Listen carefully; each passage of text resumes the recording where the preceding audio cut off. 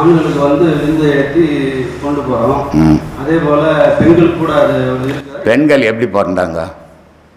பெண்கள் வந்து சும்மா மண்ணை பொச்சு வச்சாங்க. எல்லாருக்கும் 2 பேருக்குமே விந்து உனக்கு, அவங்களுக்கு அதே விந்துக்கு பேர் சுரோனிதன் பேர். 2 பேருக்கும் இருக்கிறதால தான் ஒரு குழந்தைய வரும். ஒருத்தர் விந்து வச்சுக்கலாம் குழந்தை வந்துடாது.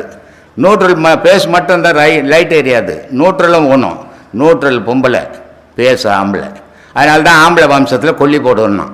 அதனால் 2 பேருக்கிட்டும் சக்தி இருக்குது. நம்மக்கிட்ட தான் சக்தி. நான் தான் எல்லாம் நினைக்கக்கூடாது. பெண்ணு இல்லைன்னா ஆணுன்றவனும் ஒருத்தர் இருக்க மாட்டான். ஆண் இல்லைன்னா பெண்ணுன்றவளும் ஒருத்தருக்கு உபயோகப்பட மாட்டான். அதனால் உலகத்தில் ஆணும் பெண்ணும் சக்தியும் சிவம்னு அதுக்கு தான் வச்சுக்குது. அதனால் 2 பொருளும் சமமான பொருள் தான். ஆணை அடிமைப்படுத்தி பெண்ணு வாழறதோ, பெண்ணை அடிமைப்படுத்தி ஆண் வாழறதோ 2மே சரியான வாழ்வே கிடையாது. அது அடிமை வாழ்வு. அந்த மாதிரி வாழக்கூடாது. உங்ககிட்ட இருக்கிற சக்தி பெண்ணுக்கிட்ட உங்குது, பெண்ணுக்கிட்ட இருக்கிற சக்தி. ஆனால் உன்னை விட பெண்ணுக்கிட்ட சாமர்த்தியம் ஜாஸ்தி. நீ 2 குழந்தை பேத்துட்டு உன் பொண்டாட்டி செத்து போச்சுன்னா அந்த 2 குழந்தைய உருப்படியாக காப்பாற்றவே முடியாது உன்னால. ஆனால் நீ செத்து போட்டின்னா உன் பொண்டாட்டி அழகாக காப்பாற்றிடுவோம். அதை அப்போ உன்னை விட சாமர்த்தியசாலி பெண்ணு. அதனால் யாருக்கிட்டும் எல்லாருக்கும் ஒரு சமமான எண்ணம் தான்.